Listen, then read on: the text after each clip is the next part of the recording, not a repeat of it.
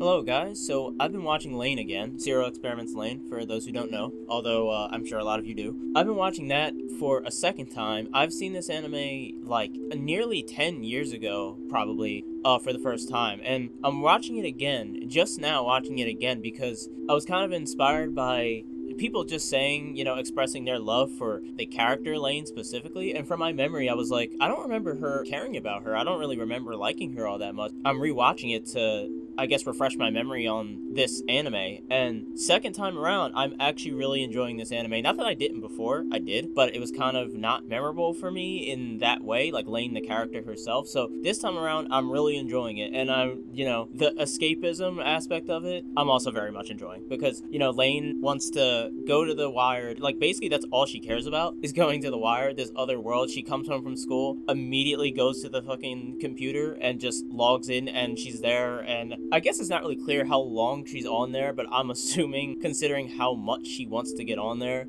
that she's on there like majority of the day, if not the entire day, and then goes to school the next day. Like, I don't think she really does much else. I don't know if Lane was even eating by this point. I don't know if she needs to eat, to be honest, because of what she is, but yeah, spoiler territory, possibly. I forgot to say that. Lane goes to school, comes home, and immediately jumps into this other world. Just no interest in reality, and I'm just like, same. That's all I could think of was like, yeah, same. I wish I could just do the shit I needed to do, or not do the shit I need to do, and just jump into this other world, just jump into the Wired. I know the Wired is like, it's essentially kind of just the internet, right? But like what I mean is the actual world. Like in this anime, the Wired is a completely different world. Like you don't physically walk around on the internet, right? Like I don't count video games and shit like that. That doesn't count. So yeah, a completely different separate world. If I could just hop into that shit and just like not even care about what my physical, my current physical like body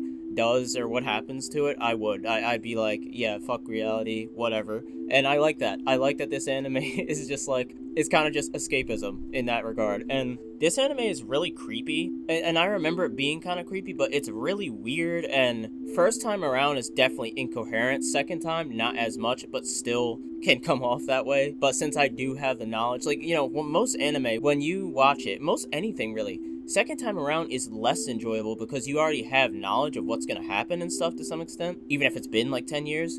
Well, this time, it was enhanced for me. Like, I enjoyed it more because I knew about it already, which is strange. Like, that's never happened to me before. But, yeah, I've just been really enjoying this creepy-ass anime. I mean, some of the scenes are so weird, and I don't even know if there's an explanation for a lot of these scenes these weird scenes that happen. Because, I haven't watched, like, a bunch of deep dives and stuff. I've watched probably 2 Lane Explained videos, like, 10 years ago almost, and that's it. Like, so I don't have all the context that's probably available, but one of the scenes that is just, I cannot possibly see what this has to do with anything is, there's a scene where Lane is just, like, laying down in her room, and she looks toward her door, and there's just an alien standing in the doorway, like, just, like, a literal alien, like, in, like, a sweater, and he just smiles at her and just disappears. It's the weirdest thing ever, and I remember this scene too from like back when I first watched it, and I remember being like, what was that? Like, what the fuck? What does that have to do with anything? And I don't think it's never ever explained. So I'm assuming maybe because of what she is, because she's special, aliens are interested in her as well. Like that's all I can assume. I really don't know. Again, I don't have all the context that longtime fans probably have. So, and then there's a scene where she walks into her kitchen or living room with her parents, and they're just sitting down silently, just staring forward, and she's talking to them, and they're just completely unresponsive. And she starts doing the dishes, she's talking to them, she turns around kind of like, are you listening? And then they're both just staring at her, like they're just looking at her intently, just saying nothing. It's like stuff like that is really creepy to me. Like just random inexplicable stuff like that, that's always creeped me out. I don't know what it is, just stuff that doesn't make sense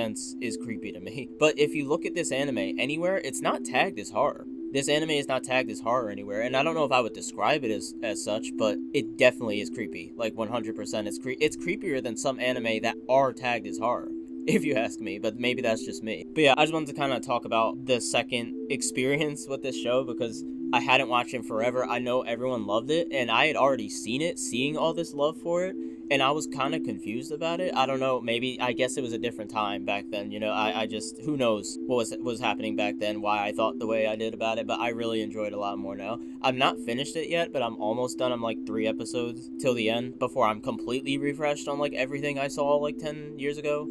But yeah, Lain is a mood for sure.